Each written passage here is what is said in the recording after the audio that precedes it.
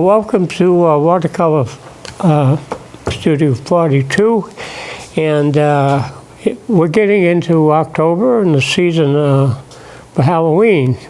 Gosh, all the stores that you visit tend to have some sort of displays.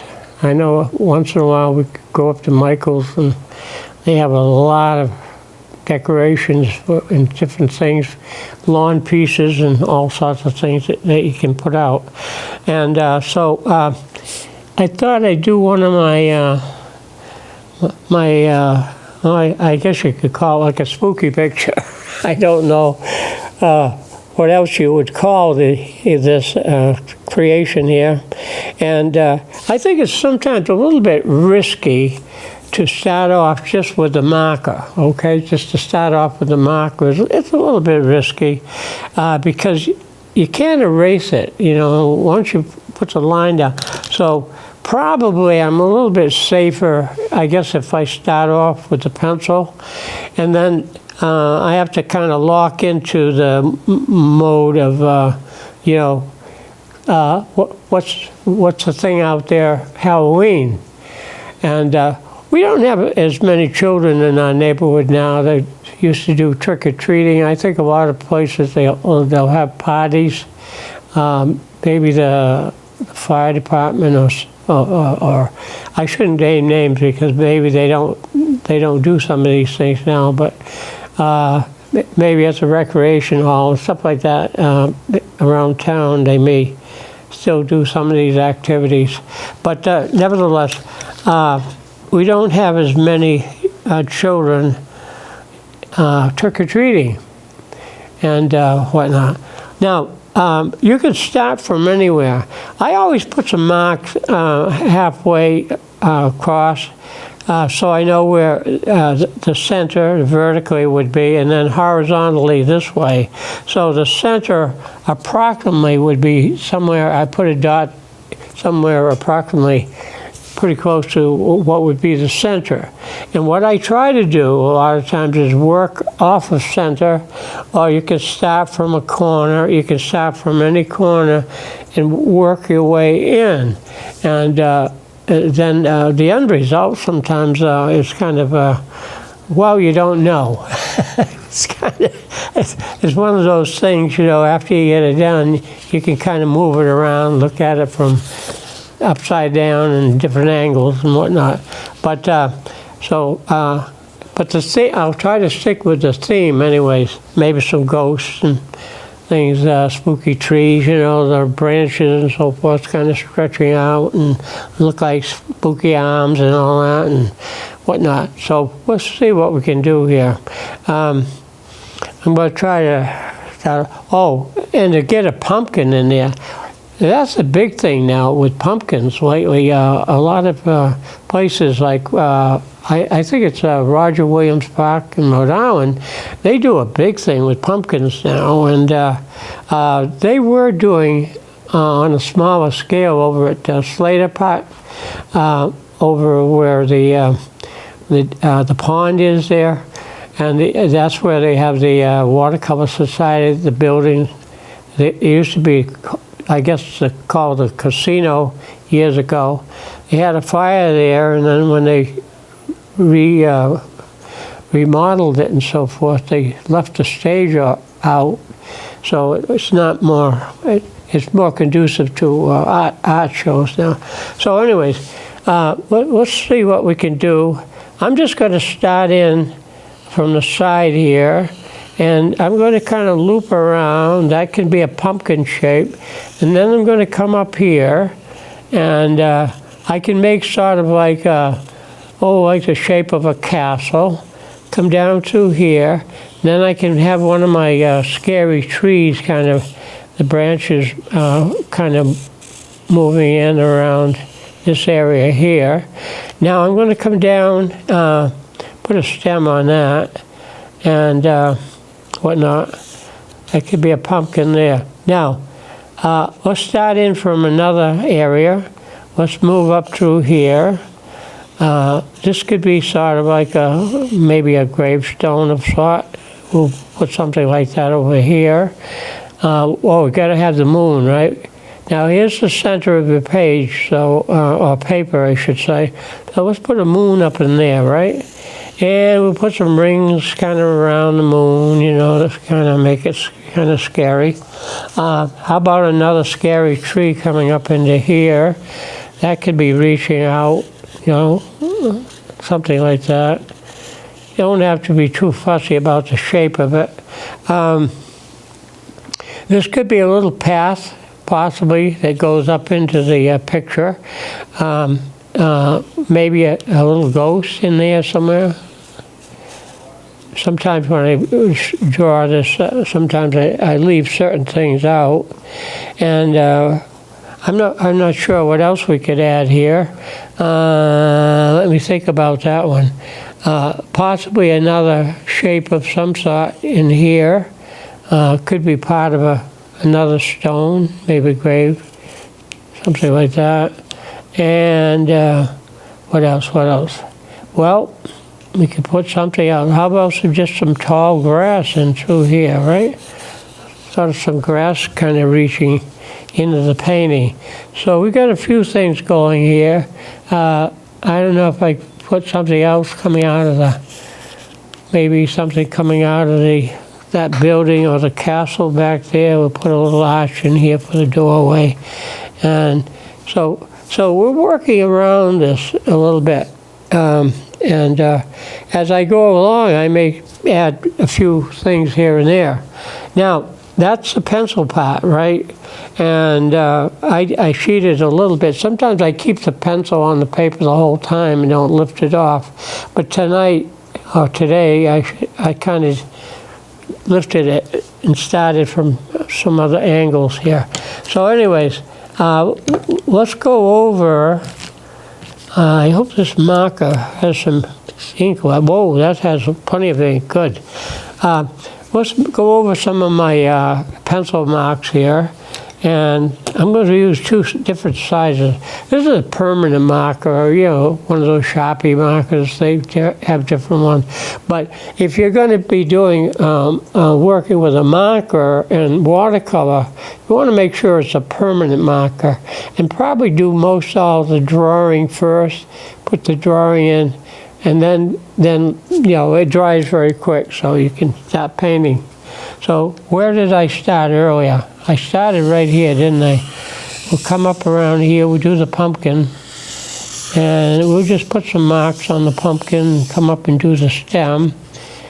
And then we're gonna move over here. Let's do the moon with the halo around it, like that. And then I had like a little castle or haunted house or whatever it might be in through here. Okay, it goes across. We'll end up off to the edge of the tape there. It may have some doors or windows in it, or some little openings here and there. We'll put some dots. Then it could have like a road that goes up to that. It comes in through here. We could put that in for now. Put a little line across there. Then let's put some ground in here. Now we could put maybe some tall grass. I mentioned that when I was sketching it out with a pencil. Here we go. We'll put something growing up in that to fill in that space. Then I had another tree. We can put an old kind of rickety type of tree in through here. Have it go to the edge. This could be if you want, you can have it just a broken branch, you know, end up somewhere over there. Some rickety tree there. What else? I had a little ghost I had in here. Maybe I kind of left that out. Well, we can still have a ghost coming up in through here, maybe. Something like that. I may cover that up by the time I get through here with my drawing. But let's put another tree kind of reaching in here. Some of the branches, you know, kind of funny looking. Something like that. And so I'm occupied using up a lot of the space here. Put some bumps on the road. Maybe I had something out in here just to fill in that area. maybe something coming into here, you know, whatever, just to use up some of the space. Put a few more rings coming around here for the sun and not the sun, but the moon, of course. Let's see what else. Well, I've used up the space pretty good. So now I have to decide, you know, on the colors. And I'm from Taunton, so our high school colors, believe it or not, were orange and black, and then with the white. And we had some fancy band uniforms, you know, white pants and the jacket. But usually that was a darker color with the brass buttons and all that.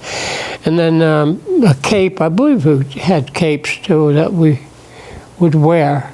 But and then the hat. I forget what the hat even looked like anymore, but we had some sort of a hat, I believe. And so I was talking earlier about the football team. They used to wear orange helmets, and now they've changed to white, I guess with a few black and orange stripes to the center of the helmet.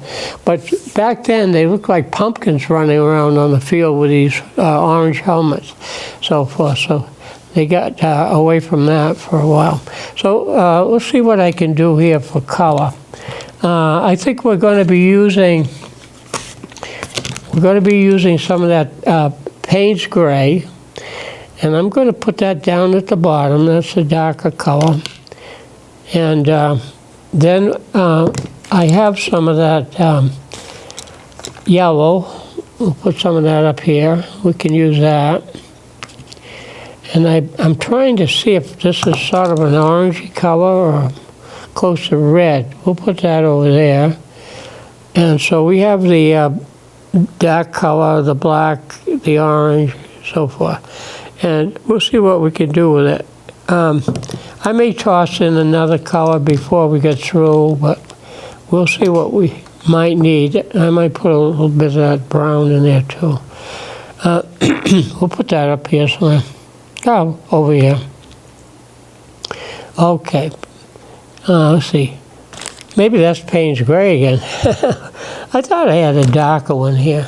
Nah, we'll let that ride for a while. Now, outdoor picture, I usually start with the sky first. And I'm just going to leave, for now, I'm just going to leave the moon sort of a little bit white. The white is the paper. And it may add a little bit of yellow into it later on. Okay, now, well, I'm just going to do wet the sky. And where the sky might go. Just around in through here. I'm not going to touch the center of that just yet. Just wet the paper here. Down around the fort or the castle. I was just talking a little bit with Austin about some of the shows that they have, the ghost shows that they have. Oh my gosh. They make it really spooky with the lighting and all that. And there's a lot of strange things that happen in some of these houses, you know. Things fly around and move around, I don't know.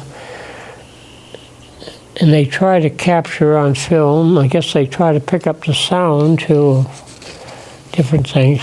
Yeah, we'll put some wet down in there. Okay, now, let's see where we are here. I'm just going to put some darker color in up and around in here. I'm going to leave sort of like a little bit of the halo around that moon. Now, you notice when you put color on, you're painting wet into wet, so you're going to get these kind of wishy-washy, soft effects here. You can put blue into this if you want. little bit later on. So I'm not being overly fussy with this because, you know, you can go over the line. You can go, you know, your marker, you put a marker on, but that doesn't mean to say you have to stay in the line. It's not exactly done like a coloring book would be. Similar idea of that, but you don't have to stay within the line. I kind of like the effect I'm getting here. Might add a little bit of yellow down the road to that. And if you want, you can put a little bit of blue in there too. We'll see what happens. We'll see what we can do with it. Okay. Now, down across here, we know that we're going to be dealing with the pumpkin here. So now I'm going to clean the brush off as the best I can here. Just pitch it out and go into some of this color. It looks pretty much close to orange. I think if I thin it down a little bit, it can kind of be more orangey. Okay. Something like this. Now, sometimes I put a patch of colored water in the middle and then spread it to the edges. But a lot of times, if you want, that's up to you. You can go around and sort of carefully do the contour of the object, in this case like a pumpkin, and then come back into it. Now, if you want this to be a little bit more orangey, I'm taking some of my yellow now, just a tip of that, and I'm adding yellow right into the wet of the orangey red color, and trying to make it look a little bit more like a pumpkin orange. Okay, now let's see what we have here. All right. It's coming around the corner here. Just drop the paint in. If you go off the edge, don't worry about it. There we go, something like that. Now, while we're at it, I've got the orange on the brush. Why don't we just come over here and just put something orangey in here? I don't know exactly what that's going to be yet. It could be just about anything. And we'll see what we can do with it. We'll just put that color off over in here. You know, most paintings, the artists have repeated the color, that same color, in more than one place. And that's so to tie things together a little bit more. So, having said that, you could do a little bit more with orange, maybe a little bit out here into this area. It can be a softer orange by diluting it down. You put a little yellow in it if you want, you know, whatever. Then you can repeat some of that color up in here. There you go. Okay, some more over in here. Maybe that little ghost can have a little bit of glow there. And how many places? 1, 2, 3, 4. Okay, make it 5. I'm not overly always concerned about even numbers, but if you're doing sometimes a picture that only has like flowers in it with stems and leaves, sometimes I like to be able to put an uneven number of flowers in the picture. Could be, you know, 1, 3, 5, whatever you might want to put in. So we got 1, 2, 3, 4 areas. How about, well, a little bit up in there. We'll make it 5 areas distributing the yellow. Okay, now, what else can we do? Let's come back.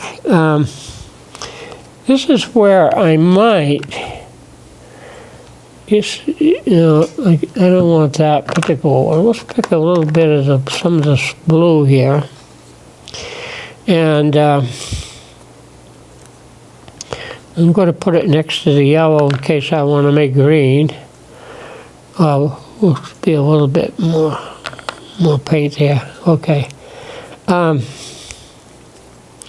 Now, remember I mentioned a little bit earlier, you could take some of the blue, and while the sky is still wet, you can introduce some blue into it. That's a little bit on the kind of bright side. We could pull that out of there and pull it around a little bit more. Just capture a little bit of blue in that. Sort of looks almost like a purplish color. Now, the thing is, you don't want to get carried away with too much of that, so I usually lift it out of there. You can take some of that blue out. But again, you're going to repeat it. Take some of that color out, and you can put some of that, how about in here? Just to fill up some of that empty space here. Okay, take some out of here, and put some of that color down here. Now you got 1, 2, 3. Well, I haven't got 3 yet. Let's put a third, some of that blue over here. Now that's a little bit on the brighter side, so we're just going to take a little pinch of black and add that in there.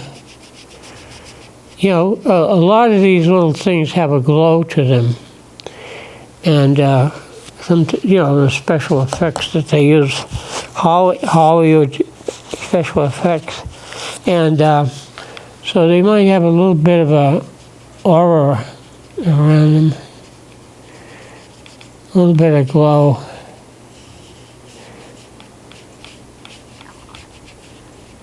Something like that. So that's mixing the colors on the surface.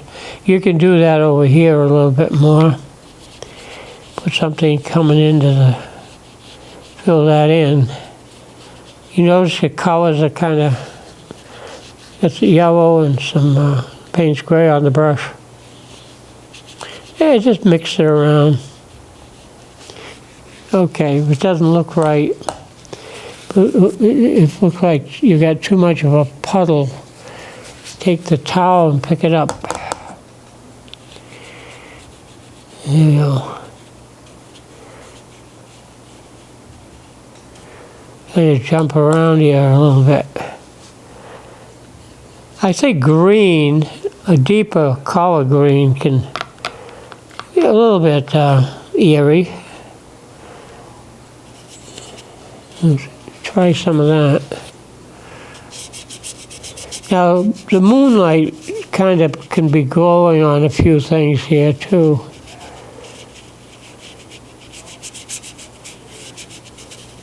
There you go, something like that in there. So we got 1, 2, 3. You can put a little bit of that color on the tree if you'd like.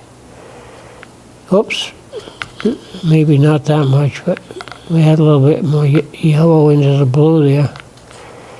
And just put a little bit of that on this tree in places.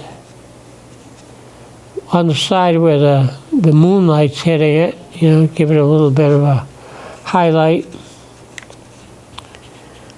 Come down there. Okay, you can see how you can kind of work around this a little bit and fill it in somewhat.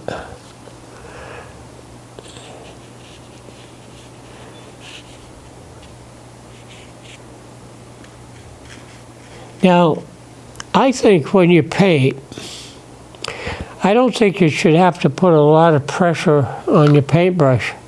All the brushes, watercolor brushes, are usually hair brushes, so they're softer texture.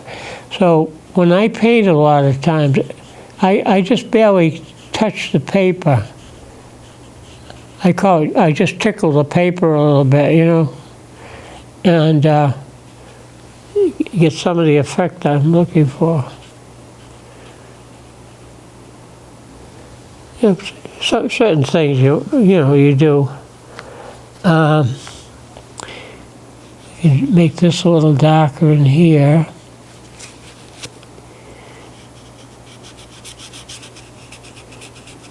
You can blend color around, mix it into some other area. Now, every year, I come up with something similar to this idea, and I usually save them from year to year. What I've done, especially with my Halloween paintings, because they're only seasonal. I mean, there's that brief amount of time, and they're not something that you'd leave up on your wall, year round. Obviously, you're not apt to do that. Okay, we're getting a little bit over here. Let's see. Let's put some of that down in here. Fill this in. A little bit more blue into it. Not that much, maybe, but we could take some of that out. Sometimes I wipe the brush on the paper towel I have on the table. I'm wondering whether I should leave that as a path going up there, a tree stump. I'm not sure what's going to happen to that. But I may want to put some another color to it. Now I've got orange in two places, and let's try to get some of that orange maybe back up into this area. We'll put something up in here. Now we got the uneven number distribution of color. Now maybe something over here, possibly down in this area. Okay, this type of thing. 1, 2, 3. Let's see. Well, I don't know. Maybe something up in there. I don't know what that could be, though. Maybe somebody with a red light up in the window. Or leaning over the edge or something. I don't know. We'll just put a little dab of that in there. So now we got 1, 2, 3, 4. We'll put a little bit in here. Now we got 5. So we got kind of an uneven area there. All right. Put that there. So gradually we're getting this filled in somewhat. Now, if I have too much white, then I can always tame it down a bit more and take some of the white out. Like, for example, this tree can be a little bit filled in some more. Give that a little bit more color, or a darker shadow on one side. Fill that in. Go up into here. Do a little bit more with the paint there. Okay, where are we now? Let's do something over here. Fill that in a bit. All right. So now, I don't know what I want to do in that area, but let's just pull this around. Maybe make that a little darker. Take some of the white out of here. Take some, Now, if that starts to look a little bit heavy, let's lift some of that color out, and maybe that make it a little softer. Same way over here, that could be a little bit softer. Okay, there you go. Now, if I get too much white in there,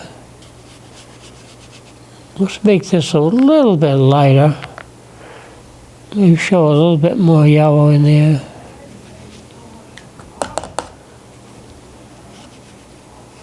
And we could put like a little bit of yellow maybe in the moon. Just give the moon a little bit more light. Pull that around. Pull this around in here. And that can carry out into there too. It can go out into here. That's okay. Now, if you want the pumpkin to show up a little bit more, we could go a little darker around that. Right in here. Okay. Makes it fill this in a little bit more. Go right to the edge. Okay, and fill this in.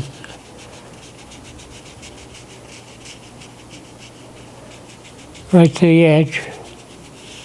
Because we're going to pull the tape off after a while and create sort of a false matte around here. Want to go to the edge there some more. Over here.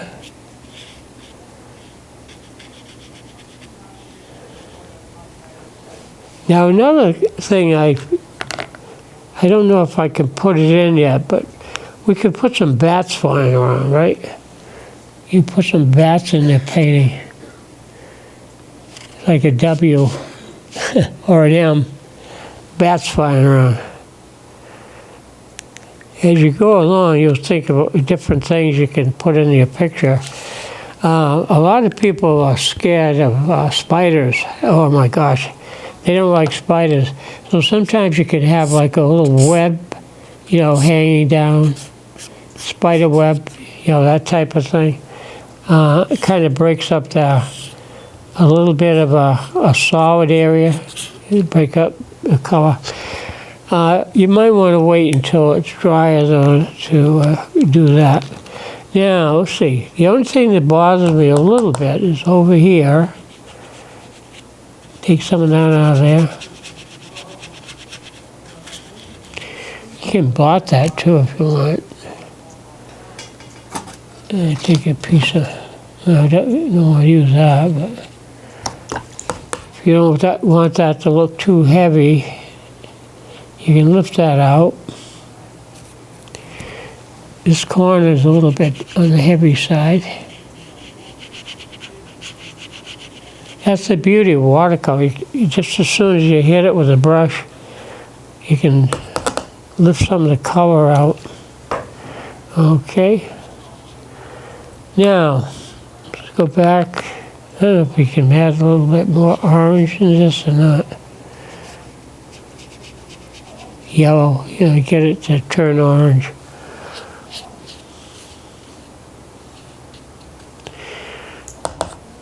Put a little bit of color on the stem. There we go. Now I might go back in and we'll see. Where's the color I was thinking of using? I'll use that one again. I was thinking of some of that raw sienna. Here we go. Let's put some of that in. It's sort of a browner color. And I suppose we could put a little bit of that on the tree. Put some of the more color on the tree. Where else? Oh, over here maybe, fill that in a little bit more. To me it looks darker, but it's not, I don't want it that dark.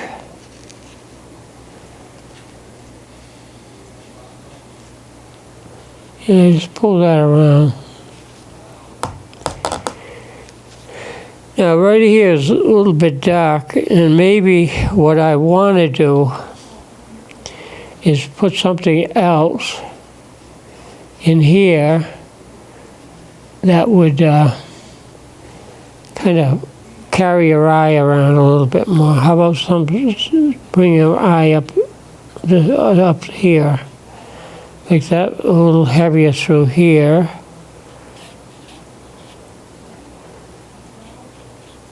And down through here. Okay. And that fade away to the edge.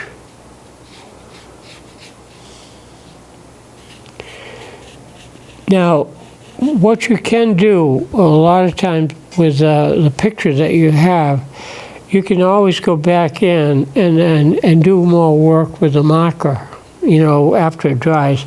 The problem is you can't use the markers too much while the picture's still wet. If the paint's still wet, forget it. You know, you can't do much with it. I don't know, put a little bit up there.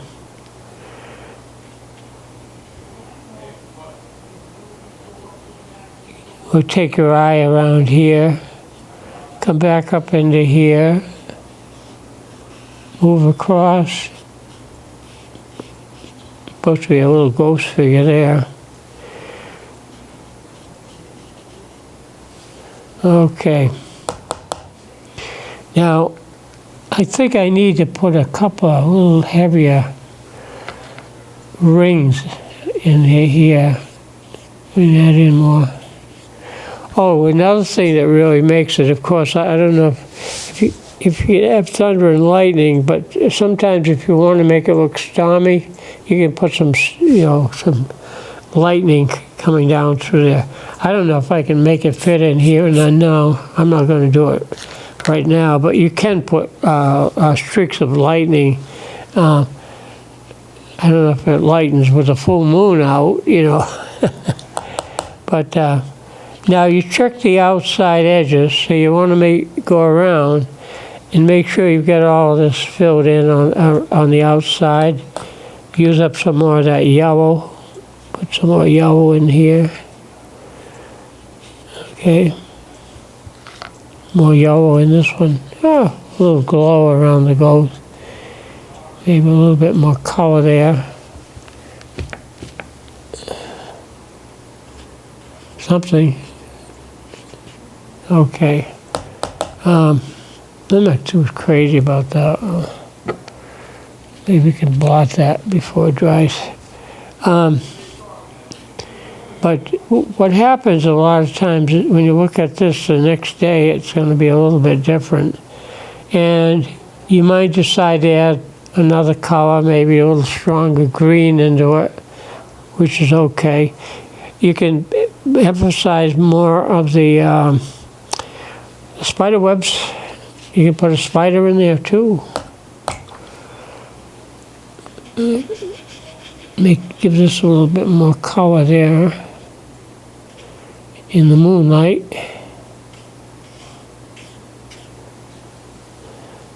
Okay, a little more shading in there. Okay, you kind of get the idea. Now, there's always a few little bit more of texture that you can add to the picture. That always works very well. I'm just going to clean up around the edge here so that when I pull the tape off, I'm not going to have a bumpy edge. It's going to be, hopefully it'll be a nice clean cut there. What we've done. Oh, I don't know if I want to do too much of this. If I've got it there, then I have to repeat it somewhere else. Now you could put a face on the pumpkin. I'm not going to do it on this one probably, but what I can do is put maybe a little bit more highlight. Just take a piece of paper towel and just lift some of the paint out, make it look a little bit lighter. Now, if it doesn't come out that easy, sometimes that paint settles in, And so you have to take like maybe a larger brush, flat brush, and just scrub it a little bit. Reactivate some of that color. Take a clean spot on your paper towel, if I can find one that's clean right now. Then blot that real hard. See how I can bring some highlight back onto the pumpkin. That's if you want it to be that way. And you can put more shadow around just about everything that you have here. You can take, you can put some shadow down around here, in there, you know, everywhere, wherever you want to put some darker shadow into things, you can do that. I don't know if I don't know if this is going to be overly scary, probably not. You can put some little markings on the pumpkin. You can do more of that. Yeah, it's dry enough to be able to do that. If you want to make some more markings on the pumpkin shape and whatnot. You can make some of the lines a little bit thicker. That's dark up in here. What I like to do a lot of times is take my brush. It was the one I was using most of the time here. Take the brush and pick up some of your darker color and introduce that up into here more. So you kind of distribution of the dark areas a little bit more. Bring some of the dark out wherever. Something like that. I'm being very conservative with this thing. But that gives you an idea. You can soften some of the edges down. Okay, and that's something like that. So that gives you an idea how that works. And the beauty of watercolor is that anytime you want to take something out or put something back in, you can pretty much do that.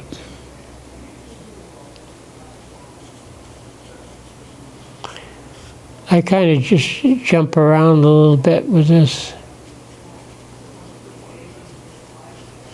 Maybe a little darker up in that corner.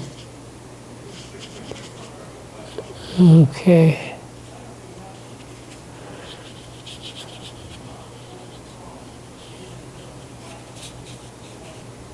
All right, it's getting there. I might not like that as much. I might take some of that out. Just wet it down and give it a little blot there. Weaken it a little bit.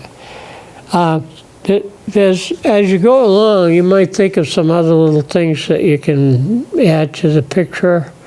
You can have a skeleton or a ghost or something more, maybe more ghosts running around.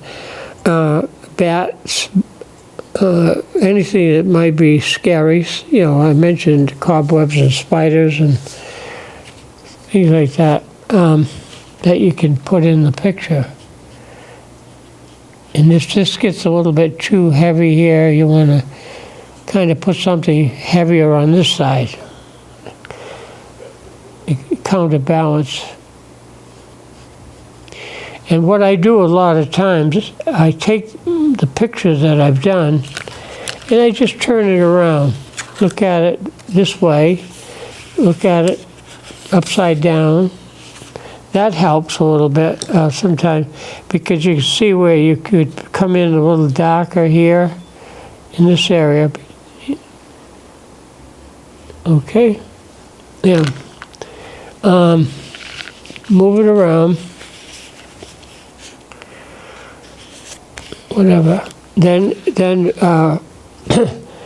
I usually let it set up a little bit more, let it dry somewhat, and then you can very carefully. I'm going to blot this take some of the cleaner towel. I got to bring more towels. I'm going to blot that out so it doesn't smudge when I pull the tape off. I don't want to mess up my false mat I've put around there with the tape.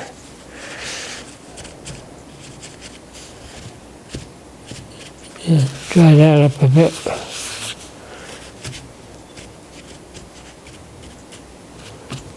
Okay. Well, there's all sorts of different ways to go about doing things. And usually when you look at it the next morning, you know exactly what it might need because the colors have settled in, and you know whether you have to add a little bit more color to it or take some out. Now, in most cases, well, this is real good tape. Sometimes too good. Got stuck there. Maybe I'll have to come from the other end. But a lot of time, like I was talking about, you'll find that your colors do dry quite a bit lighter. I think I pressed that a little bit too much here.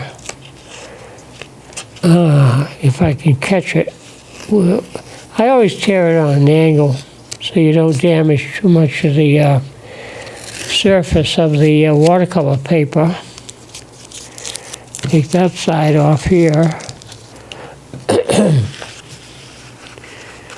Down this side. We used to, years ago, we used to always have a ghost walk out to the woods in back of where we still live there. But what's happened in recent years, we never thought anybody would be able to build in back of us, and because it was so rocky and ledge, maybe some ledge. But with the machinery that you have today, they can just about do just about anything they want, and dig up whatever they need to do. Sometimes they put a stick of dynamite there to break up some of the, the larger rocks. Let's see what we got here. We got almost. This tape is very good. Like I said, sometimes I press it down too hard. And when you put a white mat around whatever you've done, this looks like the giant pumpkin. Now, you're going to get some little runs in there occasionally. Just blot it. And if you have to touch it up with a brush, you can. But that just gives you an idea, what you might be able to do with it. I think this needs a little bit more, maybe even another color in there. Maybe a little bit more emphasis with the blue in that part. It looks this area here looks like it has too much yellow there. So we might just add a little bit more of this type of shade of blue in there.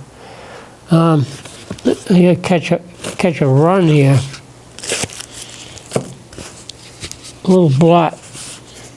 You can blot this while it's still wet and lighten it up a bit more.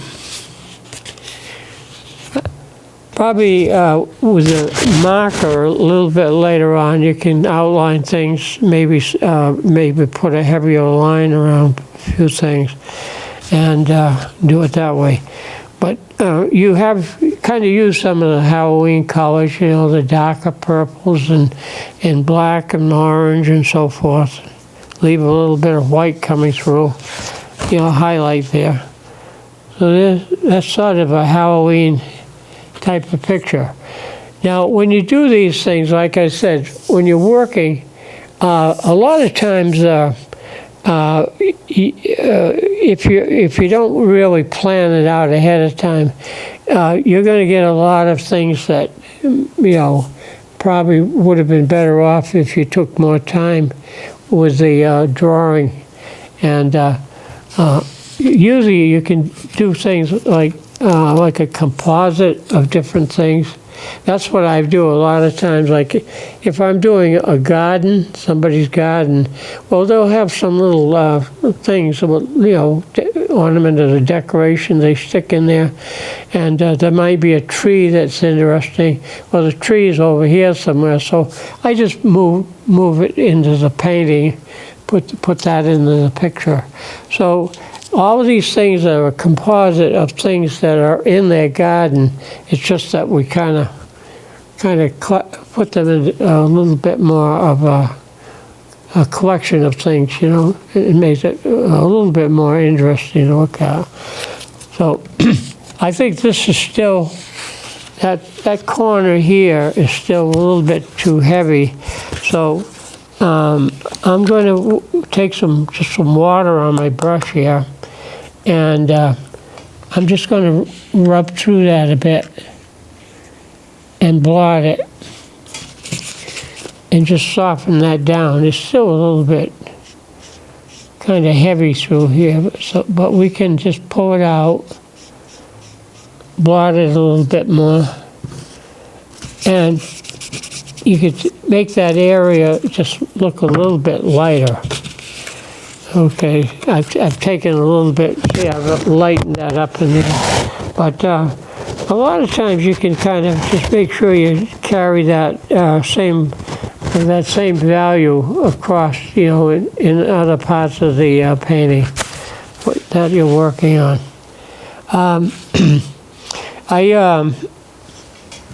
I think I did this probably last time, but I'm not sure. I know it was just recently. Now, right in here, we have a sort of the way it dried, it made it look like too much of a soft wash. So what I would do is to make that jump out a little bit more, is to come back and put probably a little bit more color into that area, with my, if I can find it. I had, where the heck did I put it? It's in here somewhere. Well, whatever.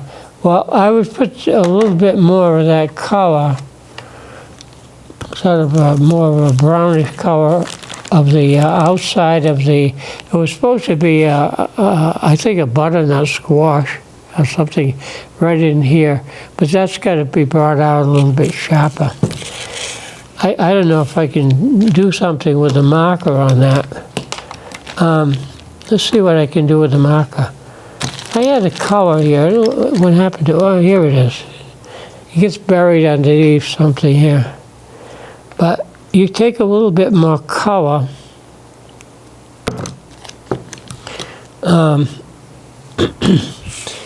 and make this squash in here a little bit darker. See, perk it up a little bit there. Bring that out a little bit more. Clean up the edge a little bit. And then what you can do is now you take your marker, and if I can find it, well, I'll use this one, and just outline that just a little bit up around the edge. I don't know if that's going to show up enough. That marker might be drying out. You just put a little bit more contrast in here, outline it a little bit, make it sharper. Find a marker that should make a mark there because it's drier. Just a little bit in through here, just to bring out the outline. See, a little bit more contrast in there. And what I do with that is sort of sometimes just take and pull that back and make it a little darker in there, so everything jumps out a little bit more like it should. Okay, so sometimes it's just a matter of touching up your artwork, and that's all it needs to have done. So, until next time, brushes up. Have a good week. Thank you for being with us.